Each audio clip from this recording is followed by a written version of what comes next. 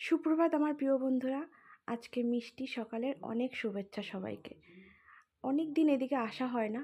আজকে এসে দেখলাম ধান গাছে ধান হয়ে ধান অলরেডি পাকা শুরু হয়ে গেছে। মা সকাল সকাল সুপুরি কাটতে বসবে, তাই বলল চাটা একটু তাড়াতাড়ি বানিয়ে দাও, চাটা খেয়ে আমি সুপুরি কাটতে বসবো। আর এই ওয়েদারে জানো তো, ঠান্ডা কিছুতেই কাটছে না। খুসখুস খুসখুস কাশি লেগেই রয়েছে। তাই কদিন ধরে ভাবছি যে তুলসী পাতা, আদা, লবঙ্গ, গোলমরিচ এগুলো দিয়ে চা বানিয়ে খাবো। বেশ কয়েকদিন পর পর খেলে যদি কাশিটা একটু কমে। যতই কাপ সিরাপ খাও না কেন, কিছুতেই কমছে না।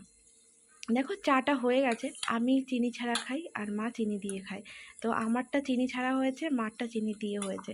আর দেখো মাকে এখন চাটা দিয়ে দেবো। আর এসে দেখি এনারা আমাদের বাড়িতে চলে এসছে। সকালবেলা দরজা খুলতে না খুলতেই এনারা কিন্তু আমাদের বাড়িতে চলে আসে।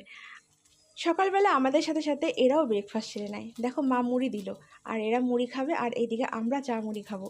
বেশ ভালোই না? এদেরকে দেখতে দেখতে আমাদেরও সময় পাস হয়ে যায়।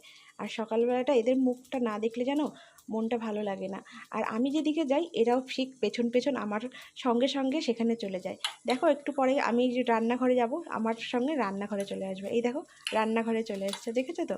আর রান্নাঘরে এসে আমি ওদেরকে একটু আলু ভাজা দিলাম, এই যে আলু ভাজা খাচ্ছে। আর বন্ধুরা, এখন টাটা। তোমরা সবাই খুব খুব খুব ভালো থেকো।